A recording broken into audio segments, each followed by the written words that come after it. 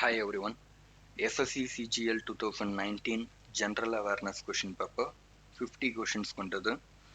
Madras High Court, Indian Air Force and IGCAR Kalpakkam exams எல்லாத்துக்கும் பொதுவான general awareness இதில் cover ஆகும்.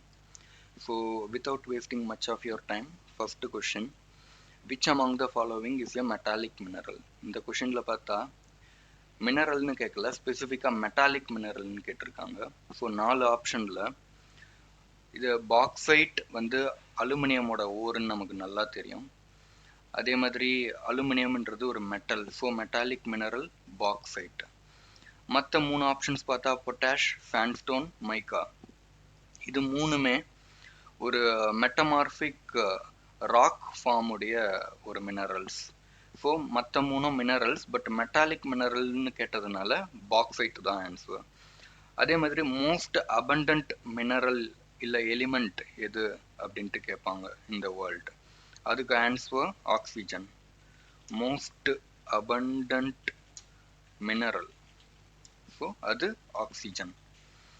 And sometimes most abundant metal element எது அப்படின்னு கேட்பாங்க. அதுக்கு ஆன்சரும் அலுமினியம் தான். ஸோ கொஷின் பாருங்க, மோஸ்ட் அபண்டன்ட் மினரல் அப்படின்னு கேட்டால் oxygen, most abundant metal element எது அப்படின்னு கேட்டால் aluminium. So next question, who among the following had authored the book a nation in making? A nation in making இந்த புக்கை எழுதுனது யாரு? ஸோ இதுக்கு answer mister Surendranath Banerjee.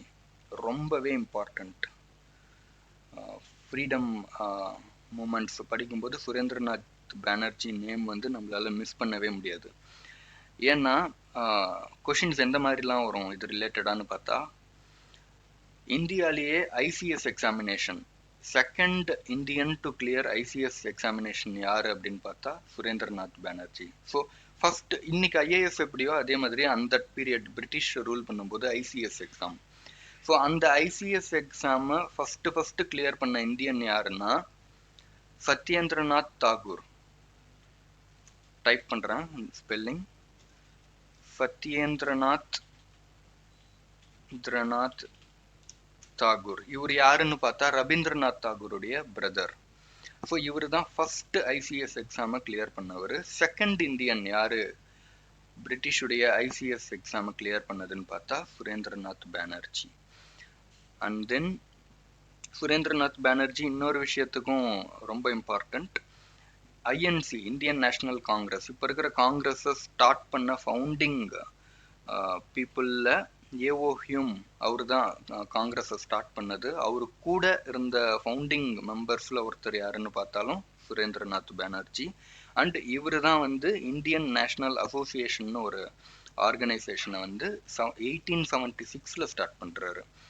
1876 Indian national association, இதையும் இவர் தான் ஸ்டார்ட் பண்ணுறாரு. அதே மாதிரி இந்தியன் நேஷனல் லிபரேஷன் ஃபெடரேஷன், இதையும் இவர் தான் ஸ்டார்ட் பண்ணுறாரு. இந்த 2 ஆர்கனைசேஷனுமே ஃப்ரீடம் மூமெண்ட்ஸில் ரொம்ப important.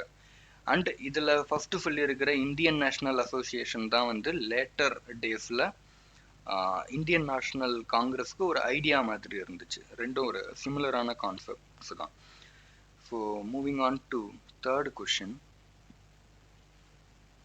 Who is the chief justice of India? அந்த மாதிரி justice Sharad Arvind Bobde is the dash chief justice of India. ரொம்ப ரொம்ப இம்பார்ட்டண்ட். ஹைகோர்ட் எக்ஸாம்ஸுக்கு prepare Madras high court exams prepare பண்ணுறவங்களுக்கு கன்ஃபார்ம் தெரிஞ்சிருக்கணும். ஜஸ்டிஸ் ஷரத் அரவிந்த் போப்டேன்றவர் வந்து இந்தியாவுடைய 47th chief justice of India.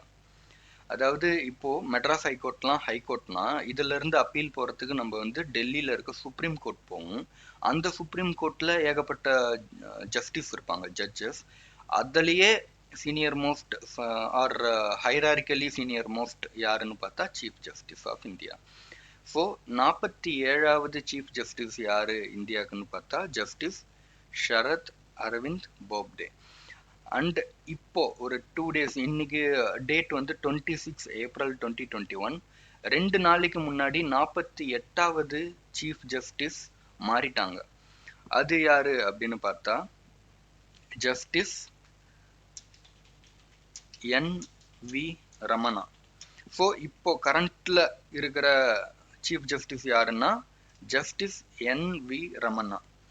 And justice Sharad Arvind Bobde யாருன்னு பார்த்தா 47th சீஃப் ஜஸ்டிஸ். ரொம்ப இம்பார்ட்டண்ட்டான விஷயம், அடிக்கடி கொஷின்ஸ் எப்படி வரும்னா first chief justice of free India, அதாவது இண்டிபெண்டன்ஸ் வாங்கினதுக்கு அப்புறம் இந்தியாவுடைய ஃபர்ஸ்ட் சீஃப் ஜஸ்டிஸ் யாரு அந்த மாதிரி கேட்பாங்க. அது யாருன்னா H.J. Kania, first CJI of India. So ரெண்டுமே important. First chief justice of India தெரிஞ்சிருக்கணும், இப்போ கரண்ட் சீஃப் ஜஸ்டிஸ் யாருன்னு தெரிஞ்சிருக்கணும், mister N.V. Ramana. And moving on, which of the following hill station is in the state of Himachal Pradesh? So 4 option இருக்கு. ரொம்பவே ஈஸியான question, ஜியாகிரஃபியில் குட்டாக இருந்தா, ஜிகேல குட்டாக இருந்தா. அண்ட் டல்ஹௌசி இருக்கு, பின்சார் இருக்கு, நைனிடால், லான்ஸ்டவுன் இருக்கு. இதில் ஆன்சர் பார்த்தா ஹிமாச்சல் பிரதேஷில் இருக்கிற ஒரு hill station, obviously it is Dalhousie. But மற்ற 3க்கும் ஒரு ரிலேஷன் இருக்கு. Any idea? பின்சார், நைனிடால், லான்ஸ்டவுன் என்ன ரிலேஷன்? 3மே உத்தராகண்ட்ல தான் இருக்கு. உத்தராகண்ட் தேவ் பூமின்ட்டு எந்த பிளேஸை சொல்லுவோம், தேவ் பூமி, லேண்ட் ஆஃப் காட், எதுனா உத்தராகண்ட். ஸோ அதில் இருக்கிற ஹில் ஸ்டேஷன் தான் இந்த 3ம், பின்சார், நைனிடால், லான்ஸ்டவுன். அண்ட் லான்ஸ்டவுன்ன்றது வந்து ஒரு லார்டு, பிரிட்டிஷ் லார்டுடைய இன்னொரு நேம். டல்ஹௌசின்றதும் பிரிட்டிஷ் லார்டுடைய ஒரு இன்னொரு நேம் தான். ஸோ அந்த மாதிரி பார்க்கும்போது தமிழ்நாடுல இருக்கிற ஒரு ஃபேமஸான ஹில் ஸ்டேஷன் வந்து ஊட்டி. ஸோ கொஷின்ஸ் இதுக்கு முன்னாடி கேட்டிருக்காங்க, ஊட்டியோடைய கிரியேட்டர் யாரு? ஊட்டின்றது வந்து இன்னைக்கு நார்மல் ஹில் ஸ்டேஷனாக நம்ம திங்க் பண்ணுறோம், பட் அது வந்து ஆர்டிஃபிஷியலாக கிரியேட் பண்ணப்பட்ட ஒரு ஹில் ஸ்டேஷன் ஊட்டி. ஸோ எப்போ கிரியேட் பண்ணுறாங்கன்னு பார்த்தா 1817 கோயம்புத்தூர் ஒரு இம்பார்ட்டண்ட் பிரிட்டிஷ் பிளேஸாக இருக்குது, பிரிட்டிஷ் ரூல் பண்ணிட்டு இருக்கிறாங்க கோயம்புத்தூரில். ஸோ அப்போது அதுக்கு ஒரு கலெக்டர் இருந்திருப்பார்ல, ஒரு ICS ஆஃபீஸர். அவரு தான் வந்து கோயம்புத்தூர் கிட்ட இருக்கிற மலையில் ஊட்டகாமுண்ட், ஊட்டி அப்படின்ற ஒரு பிளேஸை கிரியேட் பண்ணுறாரு. அவர் பேர் என்னன்னா ஜான் சுலிவன். ஸோ ஊட்டியுடைய creator or father of Ooty யாரு? John Sullivan. 1817 கோயம்புத்தூர்ல இருந்த ICS கலெக்டர் அவரு. ஸோ இதுக்கு அடுத்து moving on, who among the following runs an independent anti-caste publishing house named Panthers Paw? Panthers Pawன்றது வந்து ஒரு பப்ளிஷிங் ஹவுஸ், அதாச்சும் புக் ரிலீஸ் பண்ற ஒரு பப்ளிஷிங் ஹவுஸ். அண்ட் எந்த மாதிரியான ஒரு பப்ளிஷிங் ஹவுஸ்ன்னு பார்த்தா, ஒரு ஜாதிய ஏற்றத்தாழ்வுகள் எல்லாம் எதிர்த்து விடுதலை உணர்வோட எழுதுகிற ஒரு ஃபேமஸான ஒரு பப்ளிஷிங் ஹவுஸ். பேசிக்கலி இது வந்து மகாராஷ்டிராவை ஒட்டிய ஒரு பப்ளிஷிங் ஹவுஸ், ரொம்பவே famous, mister Yogesh Maitreya. So Yogesh Maitreya தான் வந்து அந்த பேந்தர்ஸ் பாவுடைய ஃபவுண்டரே.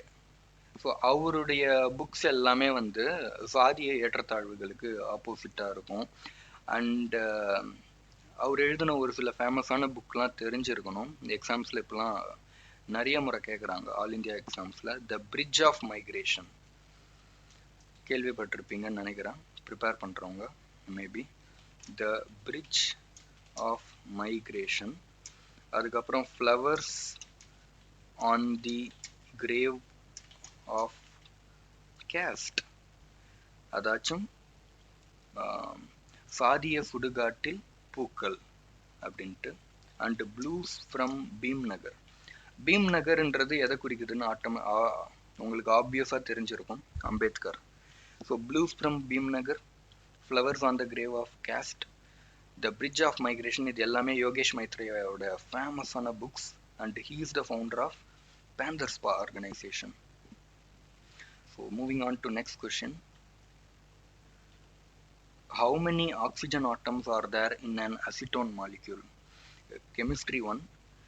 ஸோ ப்ளீஸ் பார்த்துட்டு இருக்கீங்கன்னா சைடில் அசிட்டோனுடைய ஸ்ட்ரக்சரை கூகுள் பண்ணி பாருங்கள். உங்களுக்கு கிளியராக தெரியும். இந்த சைடு ஒரு CH3 இருக்கும் ரைட்டில், அண்ட் லெஃப்டில் ஒரு CH3 இருக்கும், மிடில் C இருக்கும், 2 பாண்டோட ஒரு தனி ஆக்சிஜன் ஆட்டம் இருக்கும். ஸோ அசிட்டோனுடைய ஃபார்முலா என்னன்னு பார்த்தா C3H6O. இதுதான் ஃபார்முலா. ஸோ இதில் எத்தனை ஆக்சிஜன் மாலிக்யூல் இருக்கு? Oxygen is written by O. So ஒரு மாலிக்யூல் இருக்கு ஆக்சிஜன். So 1 molecule. ஆப்ஷன் 3 தான் சரியான answer. And then moving on to next question, very important question and interesting one as well. Sering Landau, the Padma Bhushan awardee of 2020, belongs to the state union territory. 2020 வருஷத்துல செரிங் லாண்டால் அப்படின்ற ஒருத்தவங்களுக்கு பத்மபூஷன் கொடுத்தாங்க. So அவங்க எந்த ரீஜியன்னு கேட்குறாங்க. 4 options இருக்கு. பார்த்தீங்கன்னா option பார்த்தா உங்களுக்கே தெரியும், எல்லாமே ரொம்ப ஐசோலேட்டடான பிளேசஸ், ரொம்ப ஈஸி இல்லை லிவிங். அந்த மாதிரி ஒரு பிளேஸில் செரிங் லாண்டால் கொடுத்துருக்காங்க. ஸோ ஆப்ஷன் என்னவா இருக்கும், சாரி ஆன்சர் என்னவா இருக்கும்? அண்ட் ஆன்சரை டிஸ்கஸ் பண்ணுறதுக்கு முன்னாடி செரிங் லாண்டால் யாருன்னு சொல்கிறேன். 75 வயசு ஆன ஒரு டாக்டர். அதுவும் எதில் ஸ்பெஷலைசேஷன் பார்த்தா மகப்பேறு மருத்துவம், பிரசவம்லாம் பார்க்குறது. ஜைனகாலஜிஸ்ட், ஒரு இந்தியன் ஜைனகாலஜிஸ்ட் செரிங் லாண்டால்னு சொல்கிறவங்க. அண்ட் அவங்க எந்த ரீஜியன் அப்படின்னு பார்த்தா ரொம்பவே ஐசோலேட்டடான ரீஜியன் இந்தியாவில், லடாக். ஸோ லடாக் ரீஜியனில் ஃபஸ்ட்டு மகப்பேறு மருத்துவர் யாருன்னு பார்த்தா செரிங் லாண்டால். அவங்களுடைய 75 வருஷம் சர்வீஸை கௌரவிக்கிற விதத்தில் அவங்களுக்கு பத்மபூஷன் அவார்டு இந்தியன் கவர்மெண்ட் கொடுத்துச்சு. அண்ட் இந்த அவார்ட்ஸ் பற்றி பேசும்போது நமக்கு தெரிஞ்சு இருக்க வேண்டிய ஒரு சில விஷயங்கள் என்னன்னா, ஃபர்ஸ்ட் இந்தியாலேயே உயரிய சிவிலியன் அவார்டு எது அப்படின்னு கேட்பாங்க. அவார்ட்ஸ்ன்ட்டு வரும்போது 2 விதம் இருக்கு. சிவிலியன் அவார்டு யூனிஃபார்ம்டு சர்வீசஸ்க்கு கொடுக்குற அவார்டு, பரம்வீர் சக்ரா, இதெல்லாம் வந்து நார்மல் சிவிலியன்ஸுக்கு கொடுக்க மாட்டாங்க. நம்மள மாதிரி டிஃபென்ஸில் போர் வீரர்களுக்கு மட்டுமே கொடுப்பாங்க பரம்வீர் சக்ரா, ஷௌரியா அவார்டு இதெல்லாம். ஸோ நம்மள மாதிரி நார்மல் சிவிலியன்ஸுக்கு கொடுக்குற அவார்ட்ஸ் பார்த்தா அதில் அந்த பத்மபூஷன் இதெல்லாம். ஸோ அதில் இருக்கிறதுலையே உயரிய விருது எது அப்படின்னு பார்த்தா ஹையஸ்ட் சிவிலியன் அவார்டுன்னு சொல்லுவாங்க. அதை எதுன்னு பார்த்தா பாரத் ரத்னா. ஸோ சிவிலியன் அவார்ட்லேயே உயரிய விருது எதுனா ஃபர்ஸ்ட் பாரத் ரத்னா. அப்போ செகண்ட் சிவிலியன் அவார்டு எது உயரியது, அது எதுன்னு பார்த்தா பத்ம விபூஷன், செகண்ட் ஹையஸ்ட் இது. ஸோ தேர்ட் ஹையஸ்ட் விபூஷன்ல இருந்து வியை தூக்குனா பத்ம பூஷன். ஸோ இது தேர்ட் ஹையஸ்ட். சரி, ஃபோர்த் ஹையஸ்ட் இது பத்ம ஸ்ரீ. ஸோ இதுதான் ஃபோர்த் ஹையஸ்ட் அவார்டு. ஸோ இப்போ கமல்ஹாசன், ஆக்டர் மிஸ்டர் கமல்ஹாசன் வந்து பத்மஸ்ரீ வாங்கியிருக்காரு. ஸோ அவர் சிவிலியன் அவார்ட்ஸில் எந்த ஆர்டரில் வாங்கியிருக்காருன்னு பார்த்தா ஃபோர்த் ஹையஸ்ட் சிவிலியன் அவார்டு வந்து மிஸ்டர் கமல்ஹாசன் வாங்கியிருக்காரு. So he is called Padma Shri Kamal Haasan. So இதோட ஆன்சர் பார்த்தா Ladakh region. And then going forward, among the following Himalayan peaks, which is the easternmost? So Himalayas related questions frequent கேட்பாங்க. அதுவும் டிஃபென்ஸ் எக்ஸாம்ஸ்லாம் நீங்கள் prepare பண்ணுறீங்கன்னா அதிகமாகவே expect பண்ணலாம். ஸோ இதுக்கு ஆன்சர் எதுன்னு பார்த்தா கஞ்சன்சுங்கா. ஸோ ஈஸ்ட், கிழக்கு. ஸோ கிழக்கு நோக்கி இருக்கிற மோஸ்ட் ஈஸ்ட், அதிக கிழக்குல இருக்கிற பீக் எது, சிகரம் எது ஹிமாலயாஸ்ல அப்படின்னு கேட்குறாங்க, கஞ்சன்சுங்கா. ஸோ ஸோ வேற எந்த மாதிரி கொஷின்ஸ் கேட்கலாம்னா, ஹிமாலயாஸ்லயே இருக்கிற ஹையஸ்ட் பீக் எது அப்படின்னு கேட்பாங்க. ஆப்வியஸா நமக்கு ஆன்சர் தெரியும், மவுண்ட் எவரெஸ்ட். ஆப்ஷன்ல ஈஸியா போட்டுடலாம். சரி, செகண்ட் ஹையஸ்ட் எது கேட்க சான்சஸ் அதிகம். K2ன்னு சொல்லுவாங்க. ஸோ K2ன்றது அந்த நம்பர்லயே நமக்கு ஆர்டர் தெரிஞ்சிடும். K2 so second highest. அதுக்கு இன்னொரு நேம் இருக்கு, காட்வின் ஆஸ்டின். இதையும் பல முறை கேட்டிருக்கிறாங்க. ஸோ காட்வின் ஆஸ்டின் K2ன்றது தான் வந்து ஹிமாலயாஸ்லயே இருக்கிற second most highest peak. Third most highest peak எதுன்னு பார்த்தா கஞ்சன்சுங்கா. ஆப்ஷன்ல இருக்கு, அதே தான். அண்ட் இதுல மவுண்ட் எவரெஸ்ட்ன்றது வந்து முழுக்க முழுக்க எங்க இருக்குன்னா நேபாளில் இருக்கு. இந்தியாவில் அது கிடையாது. மவுண்ட் எவரெஸ்ட் ஹிமாலயாஸ் இந்தியாவில் இருக்கு, பட் ஹிமாலயாஸ்ல இருக்கிற மவுண்ட் எவரெஸ்ட் கம்ப்ளீட்டா நேபாளில் இருக்கு. அண்ட் செகண்ட் மோஸ்ட் ஹையஸ்ட் K2ன்னு சொன்னல, அது இந்தியாவில் இருக்கா? அதுவும் இந்தியாவில் இல்லை, ஆனா அது நேபாளிலையும் இல்லை. K2 எங்க இருக்குன்னா ரெண்டு அதுல நேம் இருக்குல்ல, K2. ஸோ அதுக்கு ஏற்ற மாதிரியே பாகிஸ்தான்ல கொஞ்சம் இருக்கு, சைனால கொஞ்சம் இருக்கு. சரி, தேர்ட் மோஸ்ட் ஹையஸ்ட் இருக்கே கஞ்சன்சுங்கா, அது எங்க இருக்கு?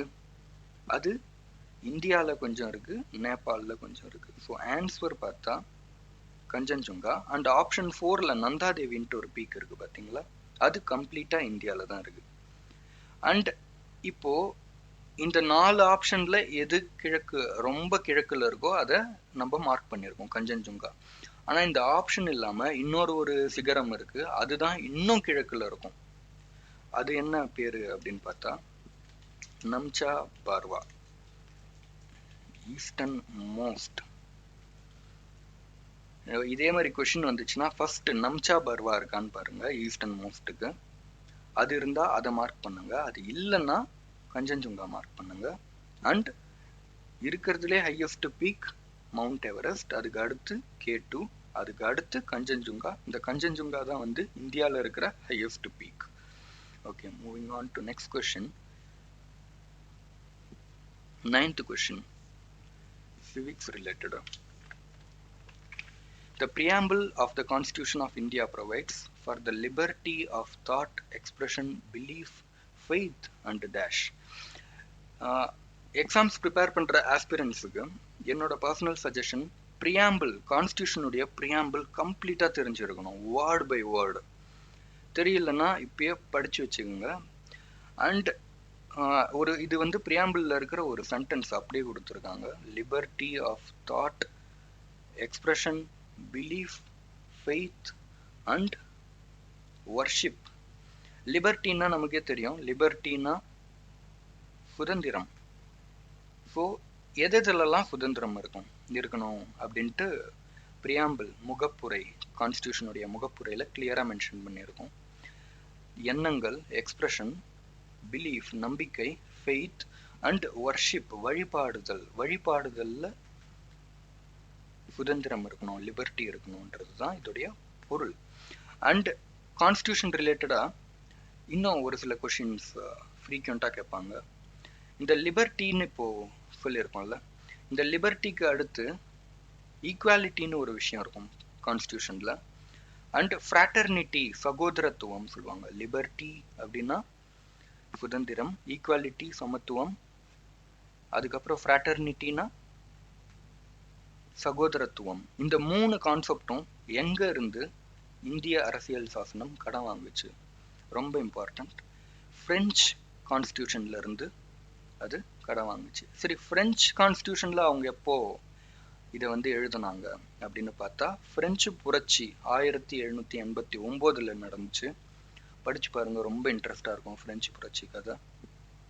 1789 அப்போ அவங்க வந்து இந்த லிபர்ட்டி, ஈக்குவாலிட்டி, ஃப்ராட்டர்னிட்டின்ற கான்செப்டை இன்கார்பரேட் பண்ணாங்க. அதை இந்தியன் கவர்மெண்ட், அம்பேத்கர் அவர்கள் இயற்றும் போது அங்கிருந்து நம்ம காப்பி பண்ணோம்.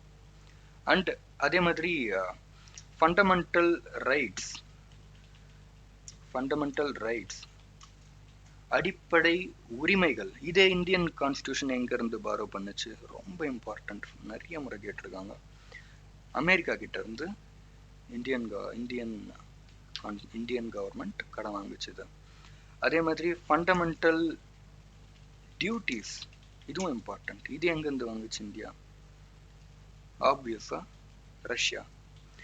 அட் டைம்ஸ் ரஷ்யான்றது வந்து யூஎஸ்எஸ்ஆர்னு கொடுப்பாங்க. அந்த பீரியட்ல ரஷ்யான்ற ஒன்று இல்லை, சோவியத் யூனியனா இருந்துச்சு. அதுதான் வந்து யூஎஸ்எஸ்ஆர். ஸோ ஆப்ஷன் பாருங்க, யூஎஸ்எஸ்ஆர்னு இருந்தால் அதை கிளிக் பண்ணுங்க, இல்லை ரஷ்யான்ட்டு இருந்துச்சுன்னா அதை கிளிக் பண்ணுங்க. ஃபண்டமெண்டல் டியூட்டிஸ்க்கு, ரைட்ஸுக்கு யூஎஸ்ஏ, அதாச்சும் அமெரிக்கா. அண்ட் டிபிஎஸ்பி அப்படின்னு ஒன்று இருக்கு, directive principles of state policy. இதை எங்கேருந்து இந்தியன் கவர்மெண்ட் வாங்குச்சு? அயர்லாந்து. ஸோ இதுவும் ரொம்ப இம்பார்ட்டண்ட். இதுக்கு அடுத்து இதே மாதிரி பிரசிடென்ட், கான்செப்ட் ஆஃப் பிரசிடென்ட் யார்கிட்ட வந்து வாங்குச்சு? பிரசிடென்ட் இம்பீச்மெண்ட், சீஃப் ஜஸ்டிஸ், இது எல்லாமே தெரிஞ்சிருக்கணும், ஏன்னா இதெல்லாம் ஃப்ரீக்வெண்ட்டாக கேட்குற கொஷின்ஸ். இதுக்கு அடுத்து which biosphere reserve among the following has the largest area? ரொம்ப இன்ட்ரெஸ்டிங்கான ஒரு question. First of all background சொல்கிறேன் நான். ஏதாவது டோட்டலி இந்தியாவில் எத்தனை பயோஸ்பியர் ரிசர்வ் இருக்குதுன்னு பார்த்தா 18 பயோஸ்பியர் ரிசர்வ் இருக்குது இந்தியாவில். ஸோ இதில் இருக்கிறதுலே பெரிய பயோஸ்பியர் ரிசர்வ் எது அப்படின்னு கேட்குறாங்க. ஸோ ஆப்வியஸாக ஆன்சர் கல்ஃப் ஆஃப் மன்னார், தமிழ்நாடுல இருக்க ஒரு பயோஸ்பியர் ரிசர்வ், ரொம்பவே ஃபேமஸான ஒரு பயோஸ்பியர் ரிசர்வ். அண்ட் கல்ஃப், ஒவ்வொரு பயோஸ்பியர் ரிசர்வுக்கும் கீ அனிமல்ன்ட்டு ஒன்று இருக்கும். அதாச்சும் இந்த இடத்துக்கு இந்த ஒரு அனிமல் இல்லை இந்த ஒரு பிளான்ட், மரம், அதெல்லாம் வந்து சிறப்பு அப்படின்ட்டு. கல்ஃப் ஆஃப் மன்னாருக்கு எது ஃபேமஸ் அப்படின்னு பார்த்தா டுகாங்குன்னு சொல்லுவாங்க. டுகாங் தமிழில் கடற்பசு அப்படின்னு சொல்லுவாங்க, கடற்பசு. கல்ஃப் ஆஃப் மன்னாரில் ஒரு கிரிட்டிக்கலான கீ அனிமல் அது. சுந்தர்பேண்டில் இருக்கிற அனிமல் வங்காள புலி, இந்தியாவுடைய தேசிய அனிமல் அது. அண்டு பச்சைமாரின்றது மத்திய பிரதேஷில் இருக்கிற ஒரு பயோஸ்பியர் ரிசர்வ், ரொம்பவே ஃபேமஸ் ஆனது. நீலகிரி நமக்கு நல்லாவே தெரியும், தமிழ்நாடுல இருக்கிற ஒரு பயோஸ்பியர் ரிசர்வ். அண்ட் நீலகிரி தான் இந்தியாவில் கிரியேட் பண்ண ஃபர்ஸ்ட் பயோஸ்பியர் ரிசர்வ். எந்த வருஷம் கிரியேட் பண்ணுறாங்கன்னா 1986, பல முறை கேட்டிருக்கிறாங்க இது. And moving on, as on March 2020, who is the chairperson of the State Bank of India? Actually state bank of இந்தியாவுடைய சீனியர் மோஸ்ட் பர்சனை தான் கேட்குறாங்க. அது வந்து எனக்கு தெரிஞ்ச வரைக்கும் சேர்பர்சன்ட்டு அவங்க சொல்ல மாட்டாங்க. ஆக்சுவலி இது வந்து சேர்மேனாக இருக்கணும். அண்ட் இந்த எக்ஸாம் வந்து 2019 நடந்தது. பட் இப்போ நிறைய சேஞ்சஸ் ஆயிருக்கு. இப்போ எனக்கு தெரிஞ்ச வரைக்கும் கரண்ட்ல இருக்கிற chairman of state bank of India mister Dinesh Kumar Khara. ஆப்ஷன்ல இல்லை, பட் தெரிஞ்சுக்குங்க, it's mister Dinesh Kumar Khara. Okay, moving on. இன்ட்ரெஸ்டிங்கான ஒரு question. Which team won the Ranji trophy for the season 2019-20? So Ranji trophy எதுக்கு, எந்த கேமுக்கு? ஆப்வியஸாக தெரியும், கிரிக்கெட். ஸோ அந்தளவுக்கு ஈஸியாக கேட்க மாட்டாங்க. பட் 2019-20 நடந்த ரஞ்சி ட்ராஃபியில் வின்னர் யாருன்னு கேட்குறாங்க. ஓகே, அதுக்கு முன்னாடி நான் ஒரு கொஷின் கேட்குறேன். 2020 ரஞ்சி ட்ராஃபி எங்கே நடந்துச்சு? Any idea? திங்க்.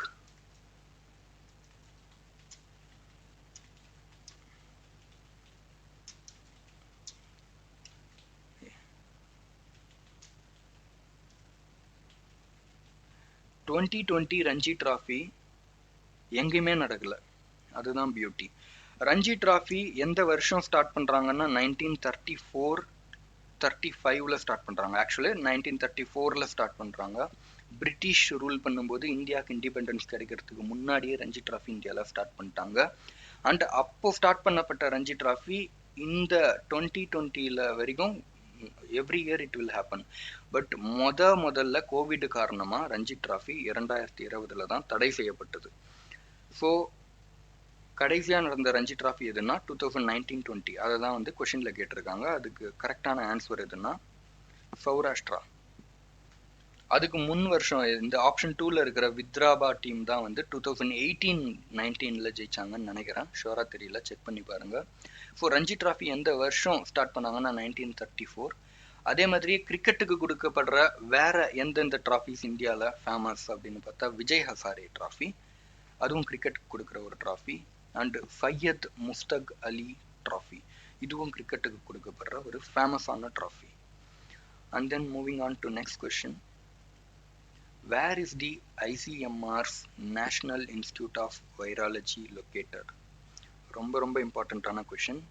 அண்ட் அடுத்து வரப்போகிற 2-3 எக்ஸாம்ஸில் ஏதாச்சும் ஒரு எக்ஸாமில் ஷியோராக நான் சொல்கிறேன் இந்த கொஷின் வரத்துக்கு, இது ரிலேட்டடான கொஷின்ஸ் வர்றதுக்கு சான்ஸ் இருக்குது.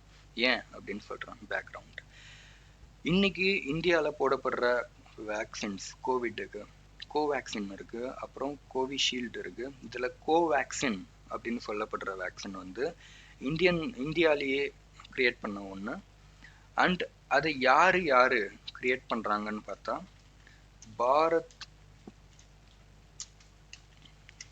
Bharat Biotech and ICMR National Institute of Virology, என்ஐவின்னு ஷார்ட்டாக போடுறேன். So Bharat Biotech and ICMR NIV இவங்க 2 பேரும் சேர்ந்து தான் எதை கிரியேட் பண்ணுறாங்க? கோவேக்சினை கிரியேட் பண்ணுறாங்க. ஸோ கோவேக்சின் ஐசிஎம்ஆர் என்ஐவி யாரோட ஜாயின் பண்ணி கிரியேட் பண்ணுறாங்கன்னு கொஷின் கேட்க சான்சஸ் இருக்குது. பாரத் பயோடெக். அண்ட் இவங்களுடைய ஆஃபீஸ் எங்கே இருக்குன்னா ரொம்பவே ஃபேமஸ் ஐசிஎம்ஆர் இன்ஸ்டிடியூஷன்ஸில் பூனேல இருக்குது, மகாராஷ்டிரா. ஸோ ஐசிஎம்ஆர்னா என்ன தெரிஞ்சிருக்கணும். Indian Council of Medical Research, ஒரு autonomous body, ministry of health and family welfare கீழே அவங்களுடைய organisation NIV National Institute of Virology வந்து பூனேல இருக்கு. And moving on to next question. In accordance with the plastic waste management system 2016, what is the minimum permissible thickness of plastic carry bag? அதாச்சும் ஒரு plastic carry bag இருக்குதுன்னா அது குறைந்தபட்சம் எவ்வளவு micron thickness இருக்கணும்? கொஷின் இந்த மாதிரியும் கேட்பாங்க. ஒரு பிளாஸ்டிக் உடைய யூனிட் என்ன, ஒரு பிளாஸ்டிக்கை எப்படி அதோட குவாலிட்டியை வந்து குவான்டிஃபை பண்ணுறது அப்படின்ட்டு மைக்ரான் தான் அதோடைய பிளாஸ்டிக்குடைய யூனிட். அண்ட் அதோடைய குறைந்தபட்ச பர்மிசிபிள் திக்னஸ் என்ன அப்படின்னு பார்த்தா ஆப்ஷன் 3 50 மைக்ரான்ஸ். இது 50 மைக்ரான்ஸ் ஏன் அப்படின்னு சொன்னால், ஒரு திக்கான பிளாஸ்டிக்ன்றது வந்து துகளாக உடையாது அவ்வளோ ஈஸியில். பட் ரொம்ப இப்போ 20 மைக்ரான் அப்படின்ட்டு செகண்ட் ஆப்ஷனில் இருக்குல்ல, அது வந்து டப்புன்னு பட்டாலே உடஞ்சிடும். அந்த உடையிற துகள்கள் வந்து ரொம்ப நுண் துகள்களாக இருக்கும், கண்ணுக்கே தெரியாது. அது மூக்கில் போக சான்சஸ் இருக்குது, அட்மாஸ்பியரை பொல்யூட் பண்ண சான்சஸ் அதிகமாக இருக்குது. இதுவே 50 மைக்ரான் கொஞ்சம் பெரிய பிளாஸ்டிக்காக இருந்துச்சுன்னா அது நுண் துகள்களாக உடையிற சான்ஸ் ரொம்ப கம்மி. ஸோ 2016 கொஷினில் பார்த்தீங்கன்னா சொல்லியிருக்காங்கல்ல, அதுக்கு முன்னாடி வரைக்கும் அனுமதிக்கப்பட்ட குறைந்தபட்ச பர்மிசிபிள் திக்னஸ் பிளாஸ்டிக் கேரி பேக்ஸுக்கு எவ்வளோ இருந்துச்சுன்னா 40 மைக்ரானாக இருந்துச்சு. 2016 அந்த 40 மைக்ரான்ட்டு இருந்த அளவை வந்து 50 மைக்ரானாக மாற்றிட்டாங்க. ரொம்பவே important. So moving on to next question.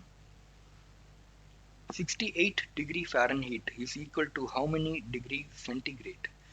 So ஆஸ்பிரன்ஸுக்கு நான் என்ன சொல்கிறேன் அப்படின்னு பார்த்தா, ஃபாரன்ஹீட், சென்டிகிரேட் அண்ட் கெல்வின் இந்த 3 யூனிட்ஸும் எப்படி கொடுத்தாலும் உங்களுக்கு கன்வெர்ட் பண்ண தெரிஞ்சிருக்கணும். ஸோ அதுக்கான ஃபார்முலா என்ன, ப்ளீஸ் நோட் டவுன். ஏன்னா ஃப்ரீக்வெண்ட்டாக இந்த கொஷின்ஸ் டிஃபென்ஸ்லலாம் நான் பார்த்துருக்கேன். எக்ஸ்ன்றது வந்து ஃபாரன்ஹீட், எக்ஸ் டிகிரி ஃபாரன்ஹீட் அப்படின்னு வச்சுப்போம். ஓகே, அது -32 ப்ராக்கெட்டில் இன்ட்டு 5/9 போட்டால் நமக்கு ஆன்சர் என்ன வரும்னா சென்டிகிரேட் வரும். ஸோ எத்தனை டிகிரி ஃபாரன்ஹீட் இருக்கோ அதை வந்து இந்த எக்ஸ்ன்ற பிளேஸில் போடணும். 68 டிகிரி ஃபாரன்ஹீட் நமக்கு கொஷின் கேட்டிருக்காங்க. So 68 Fahrenheit. அது -32, 68 -32 36 வரும். அது இன்டூ 5/9 பண்ணோம்னா நமக்கு ஆன்சர் என்ன வரும்னா 20 வரும். So answer சென்டிகிரேட்ல 20. அண்ட் ஒருவேளை கெல்வின்ல கொடுத்தா என்ன பண்றது? ஓகே, செல்சியஸ்ல கொடுப்பாங்க. செல்சியஸ் இத்தனை டிகிரி செல்சியஸ் ஈக்குவல் டு எத்தனை டிகிரி கெல்வின் அப்படின்ட்டு ஒரு சின்ன ஃபார்முலா தான். எக்ஸ்ன்றது என்ன, எக்ஸ்ன்றது எவ்வளோ செல்சியஸ் வருது, Celsius plus 273.15 equal to y kelvin. So கெல்வின்ன்றது என்னன்னு பார்த்தா எத்தனை டிகிரி செல்சியஸ் இருக்கோ அது கூட 273.15 ஆட் பண்ணலாம். இப்போ ஒரு எக்ஸாம்பிள் சொல்றேன். 1 டிகிரி செல்சியஸ் இருக்கு, 1 டிகிரி செல்சியஸ். அப்போ எத்தனை டிகிரி கெல்வினா இருக்கும்? அது 273.5 நம்ம ஆட் பண்ணணும். 274.15 கெல்வின். ஸோ இந்த கொஷின்ஸ் வர சான்ஸ் அதிகம். ஸோ ஃபார்முலாவை மறக்காதீங்க, 2-3 டைம்ஸ் எழுதி பாருங்க ஃபார்முலாவை. And then 16th question, which sports person won the Inspiration of the Year award at the Times of India Sports Award 2019? And Times of India newspaper அவங்க கொடுக்குற அவார்டு இது. இதுக்கு ஆன்சர் பார்த்தா first option miss Rani Rampal, திருமதி ராணி ராம்பால். எந்த ஸ்போர்ட்ஸுக்குன்ட்டு கேட்க chances அதிகம்? Hockey, national game விளையாடுற ஒருத்தவங்க. அண்ட் ரோஹித் சர்மாக்கும் டைம்ஸ் ஆஃப் இந்தியாவில் அவார்டு கொடுத்தாங்க. அந்த டைமில் என்ன அவார்டு கொடுத்தாங்க 2019 அப்படின்னு பார்த்தா கிரிக்கெட்டர் ஆஃப் தி இயர். இந்த அவார்டு ரோஹித் சர்மாக்கு கொடுத்தாங்க. அண்ட் பிவி சிந்துக்கு sports person of the year award கொடுத்தாங்க. அண்ட் சுனில் ஷெத்ரி நேம் எல்லாருக்குமே தெரிஞ்சிருக்கணும். அவருக்கு இந்த அவார்டு ஃபங்க்ஷனில் எதுவும் அவார்டு கிடைக்கல, பட் சுனில் ஷெத்ரி நேம் எல்லாருக்குமே தெரிஞ்சிருக்கணும். ஏன்னு சொன்னால் இந்தியாவுடைய one of the leading football player யாருன்னு பார்த்தா Sunil Chhetri. So I think actually he is from Assam, but நான் ஷோராக இல்லை, செக் பண்ணிக்கோங்க ஒரு வாட்டி. And Sunil Chhetri football player. And inspiration of the year award யாருக்கு கொடுத்தாங்கன்னா மிஸ் ராணி ராம்பால், ஹாக்கிக்காக. அண்ட் இதே மாதிரி நேஷனல் ஸ்போர்ட்ஸ் அவார்ட்ஸும் கொடுப்பாங்க. இது டைம்ஸ் ஆஃப் இந்தியா கொடுக்குற அவார்டு. இதே மாதிரி கவர்மெண்ட் ஆஃப் இந்தியா வந்து நேஷனல் ஸ்போர்ட்ஸ் அவார்டு கொடுப்பாங்க. அதையும் செக் பண்ணி பாருங்க ஃப்ரீ டைமில். And next question, who among the following is the author of the book social harmony? Social harmony இந்த புக்குடைய ஆத்தர் யார்? ஆன்சர் சொன்னால் ஷாக் ஆயிடுவீங்க, திங்க் பண்ணுங்க. வினோபா பாவே ரொம்பவே ஓல்டான ஒருத்தர், ஃப்ரீடம் டைம் அவரு கிடையாது. அண்ணா ஹசாரே புக்ஸ் எழுதினாரான்ட்டு எனக்கு தெரியல அந்த அளவுக்கு. ஏபிஜே அப்துல் கலாமுடைய புக்ஸ்லாம் நமக்கு நிறைய தெரியும். Agni Siragugal, wings of fire ரொம்ப ஃபேமஸான புக் அப்துல் கலாம்து. And obviously unexpected one, answer is mister Narendra Modi, prime minister of India. Yes, நம்மளுடைய பிரைம் மினிஸ்டர். அவருடைய புக் தான் வந்து social harmony. And mister Narendra மோடியுடைய வேற ஒரு சில புக்ஸும் தெரிஞ்சிக்க வேண்டியது அவசியம். ஏன்னா பிரைம் மினிஸ்டர், ஸோ சான்சஸ் அதிகம் கொஷின்ஸ் கேட்கறதுக்கு. ஜோதி பஞ்ச் இந்த புக்கு எழுதுனதும் பிரைம் மினிஸ்டர் தான். எக்ஸாம் வாரியர்ஸ் இது யாருக்குன்னு பார்த்தா கோவிட் டைமில், ஐ திங்க் கோவிட் டைமில் எக்ஸாம் வாரியர்ஸ் அப்படின்ட்டு ஒரு புக் ஸ்டூடெண்ட்ஸ்க்காக பிரைம் மினிஸ்டர் எழுதுனது. அண்ட் லெட்டர்ஸ் டு மதர் இந்த புக்கும் பிரைம் மினிஸ்டர் எழுதுனது தான். அதே மாதிரி அபோர்ட் ஆஃப் லவ் இது எழுதுனதும் யாருன்னு பார்த்தா mister Narendra Modi, honourable prime minister of India. And Madras ஹைகோர்ட்டுக்கு ப்ரிப்பேர் பண்ணுற ஸ்டூடெண்ட்ஸுக்கு என்னுடைய பர்சனல் வேண்டுகோள் என்னன்னா, நீங்கள் வந்து இப்போது ஓரல் டெஸ்ட் இருக்குது உங்களுக்கு. ஸோ ஓரல் டெஸ்ட் போகும்போதெல்லாம் ஒரு பிரைம் மினிஸ்டருடைய நேம் கேட்குறாங்கன்னா நீங்கள் வந்து மிஸ்டர் அப்படின்னு சொல்லி தான் சொல்லணும். அதே மாதிரி பிரைம் மினிஸ்டர்னு சொல்லும்போது ஹானரபிள் பிரைம் மினிஸ்டர்னு சொல்லி தான் சொல்லணும். அண்ட் நம்ம இன்னொரு கொஷினில் பார்த்தோம் 48th சீஃப் ஜஸ்டிஸ் யார் அப்படின்ட்டு. அது நேம் வந்து ரமண்ணான்ட்டு வந்துச்சு. பட் நீங்கள் டைரெக்டாக சொல்லக்கூடாது. ஒரு ஜட்ஜுடைய நேம் சொல்கிறீங்கன்னா ஜஸ்டிஸ் NV ரமண்ணா அந்த மாதிரி தான் சொல்லணும். ஸோ இந்த ஹேபிட்ஸை வளர்த்துக்கிறது is also important. And then moving on, 18th question, what is the rank of India in Global Innovation Index 2019? And இந்த குளோபல் இனோவேஷன் இண்டெக்ஸ்ன்றது உலக நாடுகளால் கொடுக்கப்படுற ஒன்று. உலக நாடுகளுக்கே யுனைடெட் நேஷன்ஸ் கொடுக்குற ஒன்று. எந்த நாட்டில் இனோவேஷன் அதிகமாக இருக்குது அதை பொறுத்தது. இதில் இந்தியாவுடைய ரேங்க் என்னன்ட்டு கேட்டிருக்காங்க. ஃபர்ஸ்ட் ஆஃப் ஆல் இதில் ஃபர்ஸ்ட் ரேங்க் வந்த கண்ட்ரி அது ரொம்பவே இன்னோவேட்டிவான ஒரு country. It's Switzerland. Rank 1 Switzerland. So இந்தியாவுடைய ரேங்க் என்ன? இந்தியாவுடைய ரேங்க் 48 ஆக்சுவலி. 196 countries around. இந்த ரேங்கிங்ஸ் யுனைடெட் நேஷன்ஸ் கொடுக்குற ரேங்கிங் எல்லாமே அப்ராக்சிமேட்டாக 190லேருந்து 200க்குள்ளே இருக்கும். ஏன்னா அத்தனை நாடுகள் இருக்குது. அந்த அத்தனை நாடுகளில் இந்தியா வந்து 48th ரேங்க்கில் இருக்குது. So it's okay. And moving on, who among the following is the author of the book Ashtadhyayi? Ancient ஹிஸ்ட்ரியில் இந்த கொஷின் நிறைய வாட்டி கேட்டிருக்காங்க. ஏன்ஷியன்ட் ஹிஸ்ட்ரியில் ஆன்சர் பார்க்குறதுக்கு முன்னாடி பானபட்டா ரொம்பவே இம்பார்ட்டண்ட்டான நேம். அதுவும் பயங்கரமாக குழப்புற ஒரு நேம். அவர் எழுதின புக்ஸ் ஃபேமிலியரானது என்னென்ன? ஹர்ஷ சரித்ரா. ஏன் ஹர்ஷ சரித்ரா பானபட்டா எழுதினார்? ஐ திங்க் இவர் ஹர்ஷா, கிங் ஹர்ஷாவுடைய கோர்ட் போயட், அரசவை கவியா இருந்தாருன்னு நினைக்கிறேன். ஸோ அவர் ஹர்ஷருடைய அரசவை கவியா இருக்கவே ஹர்ஷருடைய சரித்திரத்தை அவர் பாடினாரு. என்ன புக்கில்? ஹர்ஷ சரித்திரான்ட்டு பானபட்டர். அண்ட் காதம்பரி அப்படின்ற நூலை இதையும் அவர் தான் எழுதியிருக்காரு. ரொம்பவே இம்பார்ட்டண்ட். அண்ட் சூத்ரகா ரொம்ப ஃபேமஸான ஒரு போயட்.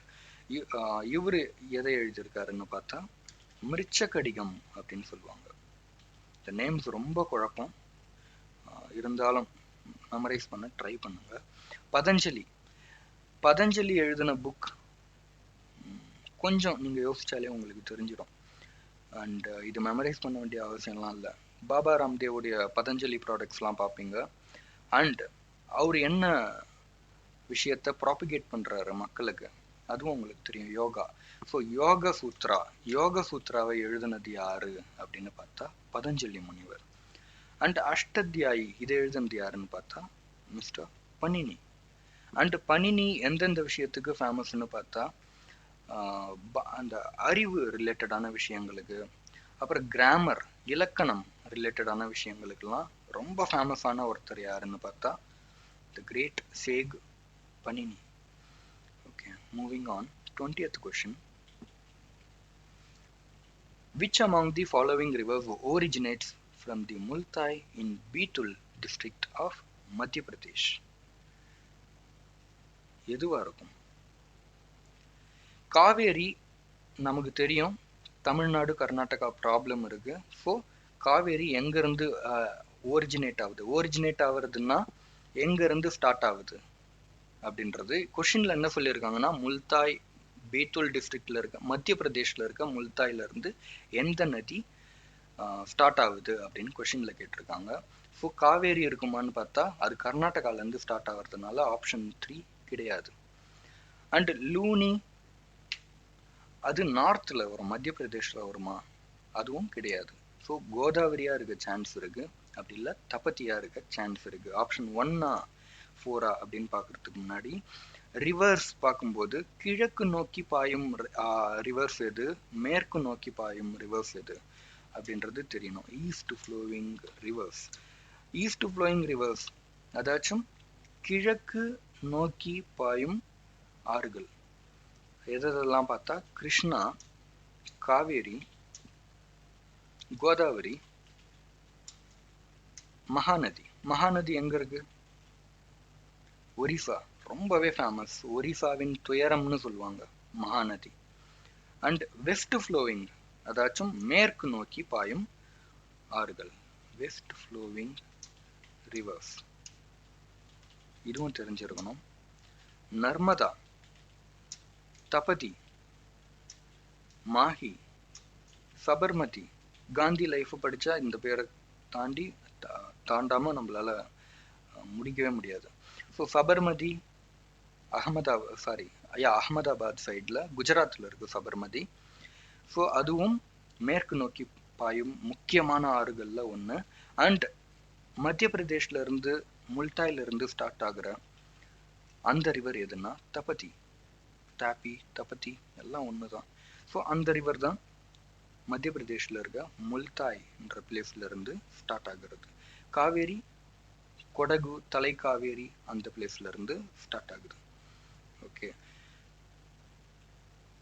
லூனின்ற ரிவர் ஆப்ஷன் 2ல இருக்குல்ல, அதுவும் எங்க தான் எந்த சைடு நோக்கி பாயும்னா வெஸ்ட் தான், மேற்கு நோக்கி பாயிற ஒரு ரிவர் தான்.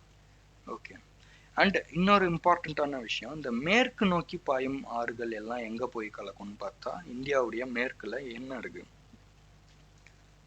அரேபிய பெருங்கடல். ஸோ மேற்கு நோக்கி பாயும் எல்லாமே அரேபியன் சீல தான் போய் கலக்கும், அரேபிய பெருங்கடல்ல. ஸோ அப்போ கிழக்கு நோக்கி பாயும் ஆறுகள்லாம் எங்க போய் முடியும், பே ஆஃப் பெங்கால். ரொம்பவே ஈஸியான விஷயம், லாஜிக்கலா திங்க் பண்ணா. Okay, moving on 21st question. So இது லிட்டில் ஃபிசிக்ஸ் ஓரியன்ட். ஸோ இது ஃபார்முலா தெரிஞ்சா மட்டும்தான் இது ஆன்சரே பண்ண முடியும். இது இந்த அளவுக்கு ஹைகோர்ட்ல கேட்பாங்களான்னா ரொம்பவே டவுட்ஃபுல் தான். இது எஸ்எஸ்சின்னவே கொஞ்சம் டஃப்பாக கேட்டிருக்காங்க, இந்த அளவுக்கு இருக்காது. இருந்தாலும் அந்த ஃபார்முலா சொல்கிறேன். Heat coil is proportional to the nth power of time of flowing current through it. So அதாச்சும் இது வந்து ஒரு கரண்ட் ஒரு காயிலில் ஃப்ளோ ஆகுதுன்னா அது எவ்வளோக்கு எவ்வளோ சூடு உற்பத்தி செய்யும் அப்படின்றது அதுக்கான ஃபார்முலா. ஹெச்ன்றது ஹீட்டு ஈக்குவல் டு மேலே H equal to I square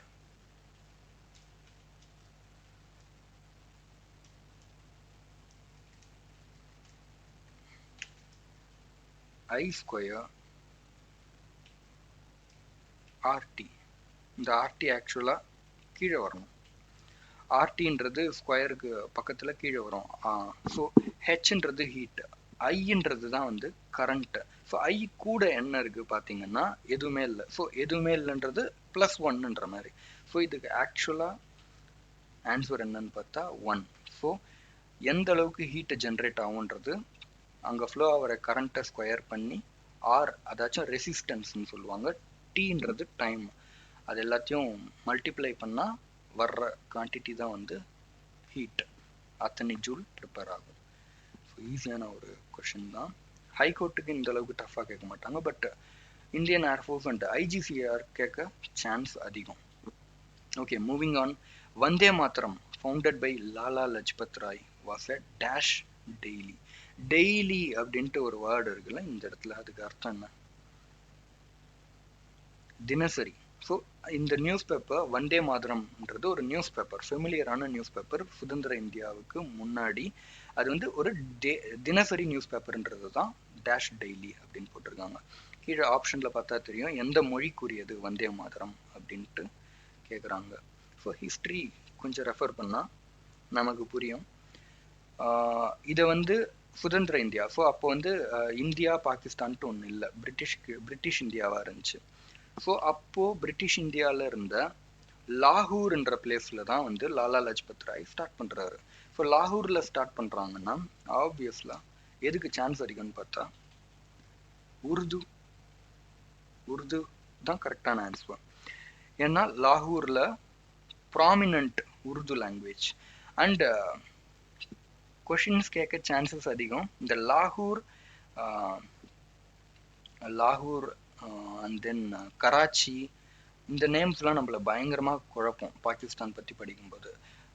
defence exam prepare பண்ணுறவங்களுக்கு கன்ஃபார்ம் தெரிஞ்சிருக்கணும். ஒரு ஈஸியான கொஷின் கேட்குறேன். Which is the capital of Pakistan? இந்தியாவுடைய கேபிட்டல் டெல்லி தெரியும், பாகிஸ்தானுடைய கேபிட்டல் என்ன? உங்கள் ஃப்ரெண்ட்ஸ் கிட்ட கேளுங்க, பாகிஸ்தானுடைய கேபிட்டல் லாகூரா கராச்சியான்ட்டு, ரெண்டுத்துல எதனா ஒன்று சொல்லிடுவாங்க. பட் ஆக்சுவலா பாகிஸ்தானுடைய கேபிட்டல் எதுன்னு பார்த்தா இஸ்லாமாபாத். பயங்கரமா குழப்பம். இந்த ஆப்ஷன் லாகூர் பார்த்தா லாகூர் சூஸ் பண்ணுறோம் நம்ம மோஸ்ட்லி. ஸோ பாகிஸ்தானுடைய கேபிட்டல் எதுன்னா இஸ்லாமாபாத். அண்ட் பாகிஸ்தானில் 4 ப்ரொவின்ஸ் இருக்குது, ஒரு ஃபெடரல் டெரிட்டரி இருக்குது. அதாச்சும் இந்தியாவில் 30-31 அந்த மாதிரி ஸ்டேட்ஸ் இருக்கிற மாதிரி பாகிஸ்தானில் ஸ்டேட்ஸ் கிடையாது, ப்ரொவின்ஸ்ன்னு சொல்லுவாங்க. லாகூர் ப்ரொவின்ஸ், அப்புறம் பஞ்சாப் ப்ரொவின்ஸ், இந்த மாதிரி. And 1 federal territory. அது என்ன ஃபெடரல் டெரிட்டரின்னு பார்த்தா ஆசாத் காஷ்மீர்னு அவங்க சொல்லுவாங்க. அதாச்சும் காஷ்மீர், ஜம்மு அண்ட் காஷ்மீர் எங்களுதுன்ட்டு அவங்க கிளைம் பண்ணுறாங்கல்ல. ஸோ அந்த பிளேஸை தான் வந்து அவங்க ஃபெடரல் டெரிட்டரி அப்படின்னு சொல்லிட்டு இருக்காங்க. அண்ட் மிச்சம் இருக்கிற 4 ப்ரொவின்ஸ் சொன்னால அது ஃபுல்லாக பாகிஸ்தானுடைய கண்ட்ரோலில் இருக்கிற places. So Vande Mataram Lala Lajpat ராயால் start பண்ணப்பட்ட ஒரு தினசரி நாளிதழ் வந்து உருது மொழியை சார்ந்தது. And then moving on 23rd question. ரொம்பவே ஒரு இன்ட்ரெஸ்டிங்கான கொஷின் இது. In March 2020, which of the following institutions launched Project ISAC to engage students in creative projects during Corona lockdown? So இது என்னன்னு பார்த்தா பேக்ரவுண்டை நான் சொல்கிறேன். ரொம்பவே இன்ட்ரெஸ்டிங்கான ஒரு ஸ்டோரி. 1665 1666 இந்த பீரியடில் உலகத்தில் ஒரு விஷயம் வருது, இன்னைக்கு கொரோனா வர மாதிரி. எனி ஐடியா என்னவா இருக்கும்ட்டு? 1665-66 இந்த பீரியட்ல அது வேற எதுவும் இல்லை, பிளேக் நோய். ஸோ பிளேக் டிசீஸ் வந்து எப்போ ஸ்ப்ரெட் ஆகுதுன்னு பார்த்தா 1665 to 1666. அண்ட் இது எந்த அளவுக்கு தீவிரமா இருந்துச்சுன்னா இப்போ இருக்கிற கொரோனாவை விட மோசமா இருந்துச்சு. உலகத்துல 25% மக்கள் பிளேக் நோயால செத்துட்டாங்க. இதுதான் அந்த கொடூரம். And university of Trinity, okay, இது வந்து எங்க இருக்குன்னு பார்த்தா லண்டன்ல இருக்கு அந்த காலேஜ். அந்த காலேஜ்ல ஒரு 22 வயசு பையன் லாக்டவுன் போட்டுறாங்க. இன்னைக்கு எப்படி லாக்டவுனோ அதே மாதிரியே லாக்டவுன் போட்டுறாங்க. ஸோ 22 வயசு மதிக்கத்தக்க ஒரு பையன் வந்து லாக்டவுன்ல ஊருக்கு போயிடுறான். ஸோ வீட்டில் அவனுக்கு அந்த கிடைச்ச அந்த நியர்லி 1 year லாக்டவுன் ஃப்ரீடம், அந்த 1 yearல அவன் நிறைய எக்ஸ்பெரிமெண்ட்ஸ் பண்ணுறான் அந்த காலேஜ் பையன். அண்ட் அவன் அந்த மாதிரி எக்ஸ்பெரிமெண்ட் பண்ணி ஒரு சில விஷயங்கள்லாம் கிரியேட் பண்ணுறான். என்னன்னு பார்த்தா இன்னைக்கு நம்ம மேக்ஸில் கஷ்டப்படுற இயர்லி கால்குலஸ் 12th 11th ரொம்ப கஷ்டப்பட்டிருப்போம். அண்ட் தென் ஆப்டிக்ஸ், கண்ணாடி ரிலேட்டடான விஷயங்கள். கிராவிட்டி ரொம்ப இம்பார்ட்டண்ட், புவியீர்ப்பு. கிராவிட்டி இது படிக்கும்போது தான் நம்ம ஒரு விஷயம் படிச்சிருப்போம், என்னன்னா யாரோ ஒருத்தருடைய தலையில ஆப்பிள் விழுந்த மாதிரி ஒரு கதை. அண்ட் அந்த 22 வயசு பையன் வேற யாரும் இல்லை, it's Isaac Newton. So Isaac Newton எப்போ லாக்டவுன் போட்டாங்களோ அந்த பீரியடில் தான் அவரு வீட்டில் உட்காந்துக்கிட்டு இதெல்லாம் ட்ரை பண்ணி அது இந்த உலகத்துக்கு பெரிய அளவில் பெனிஃபிட்டாக இருந்துச்சு. ஸோ ப்ராஜெக்ட் இந்த கொரோனா லாக்டவுன்லேயும் ஸ்டூடெண்ட்ஸ் வீட்டுக்குள்ளேயே சும்மா இல்லாமல் அந்த டைமில் அவங்க க்ரியேட்டிவாக எதனா பண்ணணும் அப்படின்னு சொல்லிட்டு ஐஐடி காந்திநகர் ஸ்டார்ட் பண்ண ஒரு ப்ராஜெக்டுக்கு பேர் தான் வந்து என்னன்னு பார்த்தா ப்ராஜெக்ட் ஐசாக். ஸோ புரிஞ்சிருக்கும்னு நினைக்கிறேன். அண்ட் இன்னொரு விஷயமும் சொல்லுவாங்க, இந்த 1665 அண்ட் 1666 இதுக்கு பேர், இன்னொரு பேர் இந்த வருஷத்துக்கு என்னன்னா இயர்ஸ் ஆஃப் வண்டர், அதாச்சும் அதிசயங்களின் ஆண்டு அப்படின்னு சொல்லுவாங்க. ஏன்னா ஒரு லாக்டவுன் போட்டாங்க, அதனால இந்த உலகத்துக்கு இவ்வளோ பெரிய ஒரு பெனிஃபிட்டான ஒரு சில கண்டுபிடிப்புகள் கிடைக்கவே அதை வந்து இயர்ஸ் ஆஃப் வண்டர் அப்படின்னும் சொல்லுவாங்க. So moving on to next question. Which of the following is likely to cause skin cancer? தோல் புற்றுநோய் எதால வரும்னு கேட்குறாங்க. So exposure to IR radiation. IR ரேடியேஷன்ன்றது மோஸ்ட்லி ஹீட்டு தான். பழைய மொபைல்ஸ்லாம் கூட ஐஆரை வச்சு ஃபைல் டேட்டா ட்ரான்ஸ்ஃபர்லாம் பண்ணுவோம். ஸோ ஹீட்டுன்றதுனால அந்த அளவுக்கு பாதிப்பு ஏற்படுத்துமான்னு கேட்டால் இல்லை. தென் க்ரீன் ஹவுஸ் எஃபெக்ட் அந்த அளவுக்கு தெரியல. தென் பயோகேஸ், இயற்கை எரிவாயு, அதால ஸ்கின் கேன்சர் வருமானா கண்டிப்பாக கிடையாது. So option 2 exposure to UV radiation. UV ரேடியேஷன்ன்றது என்னன்னா அல்ட்ரா வயலட் ரேடியேஷன். இப்போ ரீசன்ட் டைம்ஸில் கொரோனா ஸ்டார்ட் ஆனதுக்கு அப்புறம் பாக்டீரியாஸை கில் பண்ணுறதுக்கு, வைரஸை கொல்றதுக்கெல்லாம் வந்து யூவி பாக்ஸ்லாம் வருது. ஸோ சாப்பாடு, அப்புறம் வந்து ஃபைல்ஸ், இதெல்லாம் வந்து எடுத்துகிட்டு போய் அந்த பாக்ஸ் ஓப்பன் பண்ணி அதுக்குள்ளே வச்சு எடுப்பாங்க. எடுத்த உடனே அதுக்குள்ளே சர்ஃபேஸில் மட்டும் இருக்கிற யூவி பாக்டீரியா, வைரஸ் எல்லாம் செத்துட்டு இருக்கும் அப்படின்ட்டு இது ஒரு பிஸ்னஸாக போயிட்டுருக்கு. ஸோ இன்னொரு விஷயமும் தெரிஞ்சுக்கணும், அந்த மாதிரி ஒரு ஃபைலையோ இல்லை ஒரு மொபைல் ஃபோனையோ அந்த மாதிரி ஒரு யூவி கண்டெய்னருக்குள்ளே வைக்கிறோம்னா சர்ஃபேஸில் இருக்கிறத மட்டும்தான் அந்த யூவி ரேடியேஷன் கொல்லும். ஏன் அப்படின்னு பார்த்தா யூவி ரேஸ்க்கு வந்து பெனட்ரேஷன் பவர் ரொம்பவே கம்மி. அண்ட் இந்த யூவி ரேடியேஷன் எதுல இருந்து வருதுன்னு பார்த்தா ஃப்ளூரசன்ட் டியூப். அந்த கண்டெய்னர்லலாம் நீங்கள் பார்த்தீங்கன்னா உள்ள ஒரு டியூப் லைட் மாதிரி இருக்கும், அதுதான் ஃப்ளூரசன்ட் டியூப். அது என்ன எமிட் பண்ணுதுன்னா UV radiation. So moving on to next question. And the last question. Which among the following sportsperson died on being hit by a ball during a match? So cricket விளையாடும்போது, கிரிக்கெட்னு அவங்க mention பண்ணல, but cricket விளையாடும்போது பால் பட்டு இறந்த நபர் யாரு அப்படின்னு question கேட்குறாங்க. ஸோ இந்த ஆப்ஷனில் 4 பேருமே அந்தளவுக்கு ஃபெமிலியர் இல்லை. பட் இப்போ ரீசண்டாக ஒரு மேட்ச் 2008ன்னு நினைக்கிறேன், அந்த பீரியட் 2008 ஆர் ஆஃப்டர் 2010, இந்த பீரியட்ல பிலிப் ஹியூக்ஸ், ஆஸ்திரேலியன் கிரிக்கெட்டர், ரொம்பவே ஒரு ஃபேமஸான பேட்ஸ்மேன், அவரு பால் பட்டு டைடு ஆன் த கிரவுண்ட். அது ஒரு ரீசன்ட் இன்சிடென்ட். அதை வந்து அதையும் எஸ்எஸ்சியில் கேட்டிருக்காங்க, பட் இந்த கொஷின் பேப்பரில் இல்லை, ரீசன்ட் கொஷின்ஸில். ஸோ அது இம்பார்ட்டண்ட். அண்ட் இந்த கொஷினில் பார்த்தா ஆப்ஷன் ஏ ராமன் லம்பா ரொம்பவே ஃபேமஸான ஒரு கிரிக்கெட்டர். எந்த பீரியடுன்னு பார்த்தா கபில் தேவ் பீரியடில். அண்ட் 1998 1998 ஒரு மேட்ச் நடக்குது, கிரிக்கெட் மேட்ச்.